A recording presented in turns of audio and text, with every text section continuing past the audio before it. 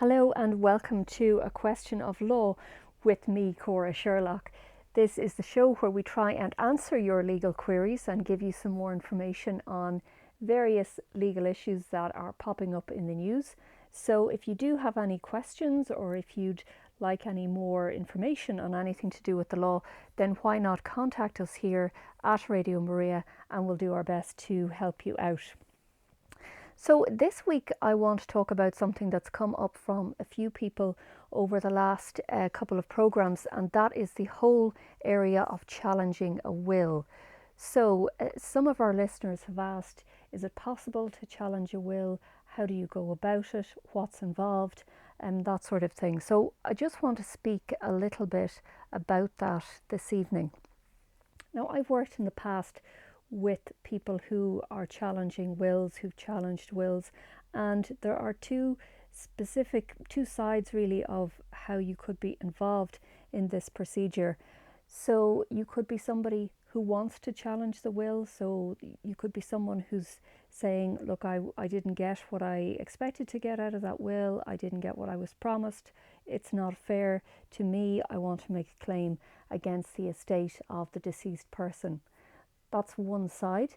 On the other side then, you may be the executor of a will where the will is being challenged, and the executor during a probate procedure is the person responsible for carrying out the wishes of the deceased person, for making sure that everything they put into their will is carried out. So if there is a challenge to that will, then it's the executor who's going to have to engage a solicitor and do whatever work is needed to show that the will was in fact fair and any claims that are being made against the estate should not succeed. So there's two different sides there that you might be involved in. The next thing I want to look at is the reasons why a will might be challenged, and there are a couple of different areas here that are worth thinking about to see whether your claim or your belief that you have been left out or unfairly treated by a will, these different areas will help you decide whether your claim does actually fit in there, whether you do have a right to challenge the will. So the first reason is a situation where you feel that the will has not been written in a valid manner. So if there's a question mark over the validity or the construction of the will itself, well then somebody is entitled to bring a claim on that basis and to say that the will is not valid, it's not legally enforceable, there's some basic problem that goes to the very heart of the will itself. And this is coming at the situation from the point of view of the will missing one or more of the essential ingredients that are required by Irish law in order to have a valid will. And by that I mean, in Ireland, the will must be in writing. It must be signed by the person who's making the will in the presence of two witnesses. The witnesses can't be beneficiaries under the will, and the witnesses can't be the spouse of beneficiaries under the will. So just to go through that in a little bit more detail, firstly, the will must be in writing. So technically it doesn't matter how the will is written. If it is, it can be written anywhere. I know sometimes you see on television wills turn up that were written on napkins or on scraps of paper, basically. There's nothing necessarily wrong with those wills, and by which I mean they can be valid and they can be enforceable once the other criteria are met. What you can't have is a will that is made verbally. So if it was just said to somebody, I leave you X or Y or whatever it is, that won't suffice. So the will has to be in writing. It has to be signed in the presence of two people, and those two people can't be people who are named in the will. So if you're going to name your son as somebody who inherits your house, well then he can't witness the will, because that would be a conflict of interest. He's witnessing a will where he is going to benefit hugely from, in this case, he's going to get a house, therefore it wouldn't be right for him to witness the will. So that can't happen, and his spouse can't witness the will. There just has to be a separation between the people who are named in the will as beneficiaries and the people who witness the will. So that's important. The other thing to say about the witnesses to the will is that they must be both present when the person signs it. So it's not sufficient to have the person sign in the presence of one person and then they go out of the room and the second witness comes in. That won't work. The two witnesses have to be there together when the will is being signed in order to make it valid. So that's the first ground to claim against a will. If you think it's not validly made, or if there's one of those key ingredients are missing, which would mean that it is not enforceable. The second ground then is the area of a lack of testamentary capacity. Now, this claim would be brought if you were saying that the person who made the will didn't have the testamentary capacity. In other words, they didn't have the capacity to make the will. They weren't able to make the will for some reason. And that idea of testamentary capacity, what that means is that the person making the will didn't understand what they were doing. So they didn't understand the nature of the act and its effects. They didn't understand that by writing the will, by signing the will, they were acting as the person who owns property, and by virtue of the will, they were handing it over to somebody else. So they didn't understand how their involvement in signing the will would cause an effect. So what would it mean to sign a will? Well, if I sign a will, I'm saying that my assets go to whoever I name in the will. But if I sign the will and I don't understand that that's what's going to happen, well, then I can't be said to have testamentary capacity. The other thing that somebody must do is to understand the extent of the property that they are including in the will. So if you are signing a will for 100 acres of land, for example, where you're bequeathing that to somebody and you don't understand the size of 100 acres of land, well, then you can't be said to understand what you're doing. Excuse me. And then the other aspect of that, of testamentary capacity, is a person doesn't have it if they don't understand what their obligations are. So, for example, if they have young children, if they have minor children, and they don't understand that they have to provide for those children in the will, because if something happened to them, then they would have to be looked after. If they don't understand that, well, then they can't be said to have testamentary capacity. They don't understand what is involved in the making of a will, and you could claim on that basis. So how would you succeed under that heading? Well, what you would really need to show is that the person who signed the will didn't understand what they were doing. And in order to do that, then you would probably need medical evidence from a doctor. So you'd need to get a doctor to to interview the person, to carry out and to see them from a medical point of view, and just see whether, in the doctor's opinion, it was likely that the person signing the will didn't know what they were doing, didn't understand it. So that's going to be something that you would have to prove, and it's a ground that can be successful if you wanted to make a claim under that.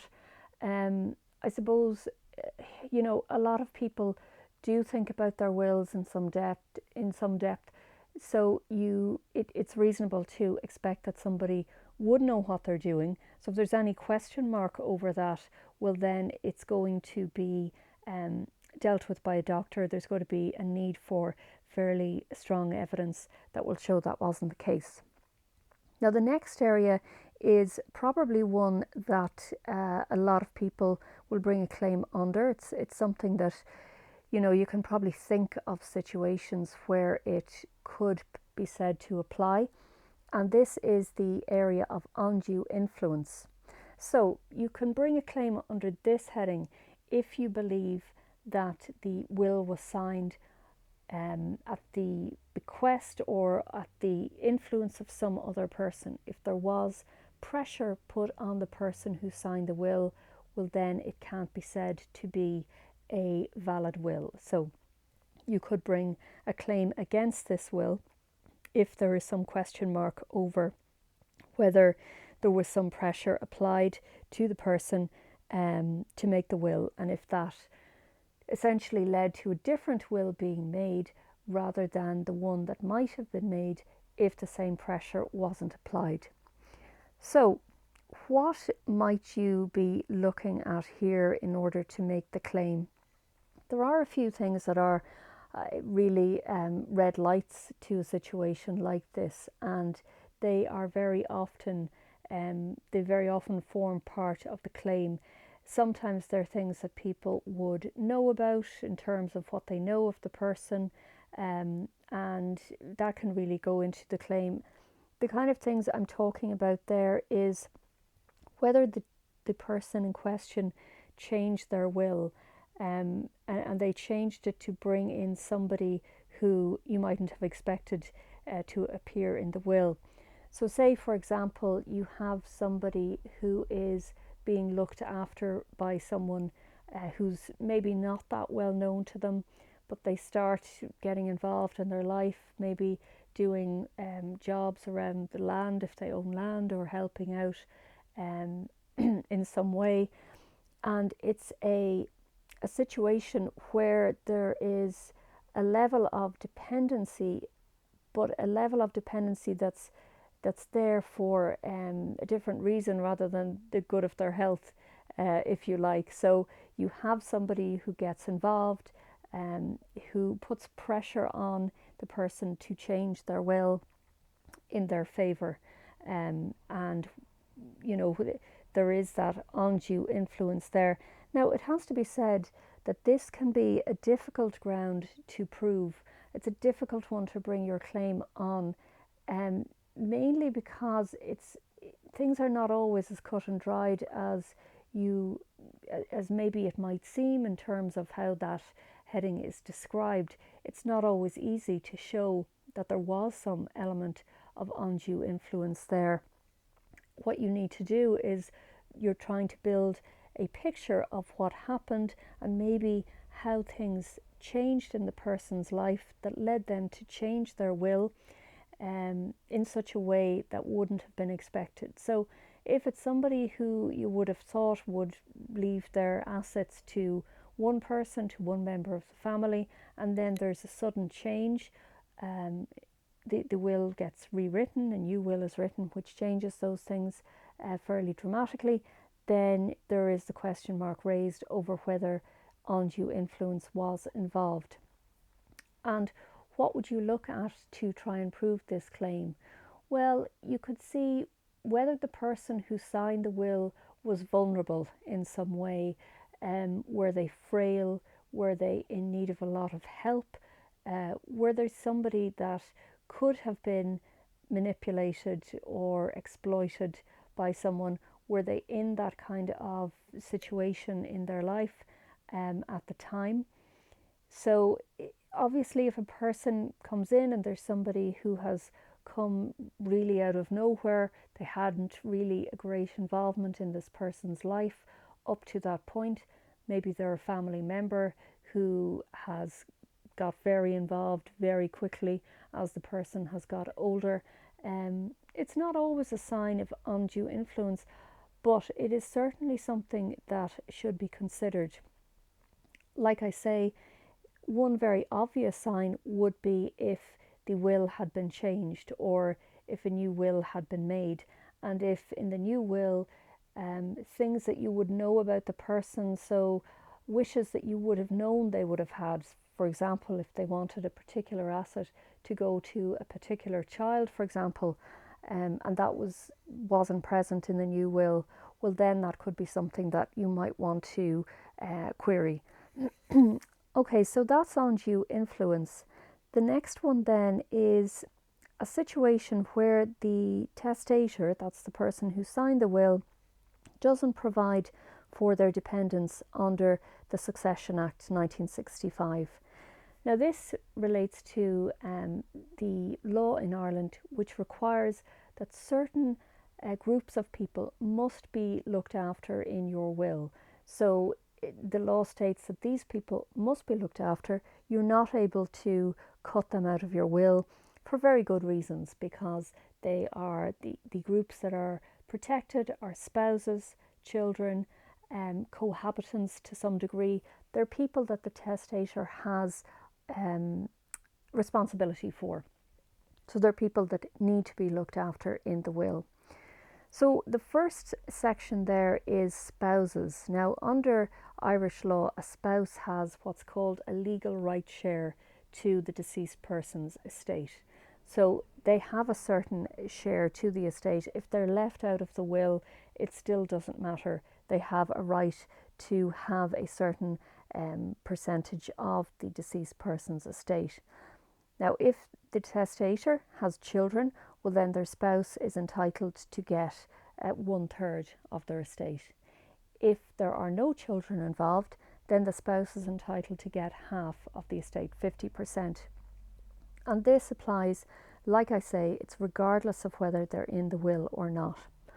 Also important to note that the legal right share ranks in priority to any other bequests that are in the will.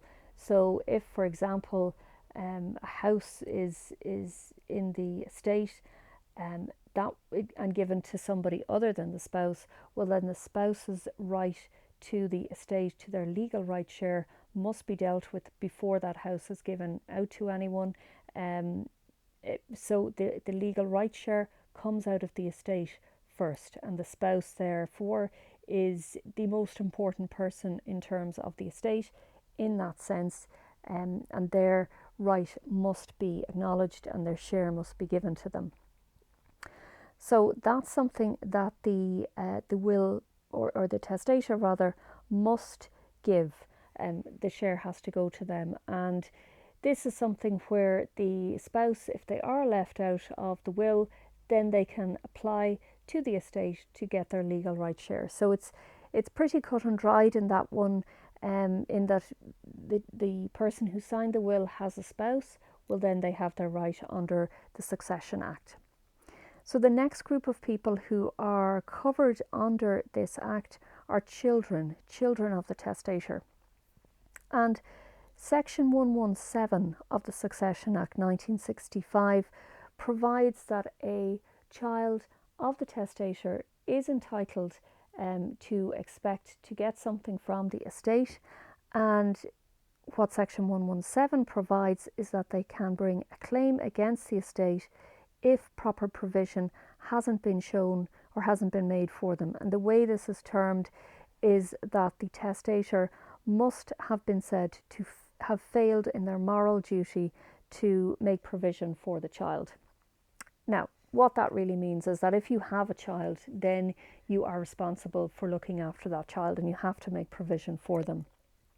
In terms of this heading of making a claim across against the will, the court will consider a few different things. So firstly, they will consider the situation of a surviving spouse. So like we talked about just a few minutes ago, the legal right share that the surviving spouse would get, that will be taken into account, because obviously that takes a big chunk out of the estate. If there are children, then the spouse is entitled to 1/3 of the estate. That's their legal right share if there are children. So obviously that will affect the claim of any child who comes forward and says, I haven't been properly provided for, I am bringing a claim under Section 117. The fact that there is a surviving spouse will largely diminish the estate. It'll take 1/3 out of it straight away. So that's what the court will think about, what is left after that. The next thing the court will look at is the number of children that the testator had, and where they are now in their lives, what age they are, what their financial prospects are. Essentially, how well able are they to look after themselves now? So, you might have a situation where you would have an older child, an older son or daughter who's working, is well set up financially, and they will be looked at differently to a minor child, for example, who hasn't, or even a younger child who hasn't been, who isn't in the same position where they can look after themselves, cover themselves financially, that sort of thing. So the court will look at that. The other thing they will look at as well is the means of the testator. So what was there to be left, and they look at that also in the context of considering what the legal right share to the surviving spouse is. The other thing that they will look at is what sort of provision was made by the testator during their lifetime for that particular child. So they will look and see whether a lot of provision was made for that child or whether they were neglected during the testator's life, because obviously both of those things will mean that a court will lean in one way or the other, whether they feel that sufficient provision was made over the lifetime of the testator for that child, or if they feel that the child was generally neglected and that it wouldn't be fair for them to be neglected and to be left out of the will as well. Now, one thing I would say about this heading is that I have acted in a large case actually, where the one of the children was left out of the will, and we brought an action under section 117, and it actually resulted in a very large settlement from the estate. It was something that we worked through various different proofs to show that the child in question should have been included in the will, that they hadn't been properly provided for, that they had been neglected during the life of the testator, and it took a good amount of evidence to put together the case and to show that the child was entitled to get something from the estate. But ultimately, as I say, it resulted in a very satisfactory settlement. And I think, it's very important that cases like that are run and that claims are made, because the truth of the matter is that if you have a child, you are obliged to be responsible for them, you are obliged to look after them. And I think it's very satisfactory to see a situation where somebody is looked after ultimately, and where fairness and justice really comes to bear in the situation. So that's the story with children and how they can bring a claim. Now, what if there's a cohabitant of the testator? So cohabitant is somebody under Irish law who has been living with the testator for the last 5 years, or if there is a child between the couple, it would be the last 2 years. So that's just to go through that definition again. A cohabitant in Irish law is one person in a couple where the couple have been living together for 5 years, or 2 years if there is a child involved. Now, obviously, the law to do with cohabitants in Ireland is still developing, but a cohabitant can make a claim under the will. There are slightly different ways of proving whether they're entitled to part of the estate. That will involve things like whether there was any financial agreement between the two parties, whether they are the duration of how long they've been together, how they're living together, were they combining their assets, were they looking after each other's children, if that was the case, that sort of thing. So there is a means there for cohabitants to make a claim under the will as well. Then the final heading is the question of prior agreements or estoppel. This is something that very often you see in the case of farms and wills made by farmers.